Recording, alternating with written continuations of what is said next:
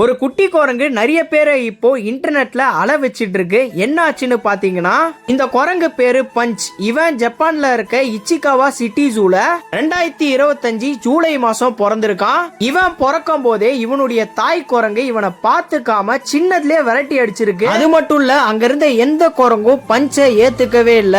அதனால சின்னதுல இருந்து பாசத்துக்காகவும் அன்புக்காகவும் பஞ்ச் ஏங்கி இருக்கான். இத பார்த்த அங்க இருக்க ஜூ கீப்பர்ஸ்லாம் இவன் கிட்ட ஒரு குரங்கு பொம்மையை கொடுத்திருக்காங்க.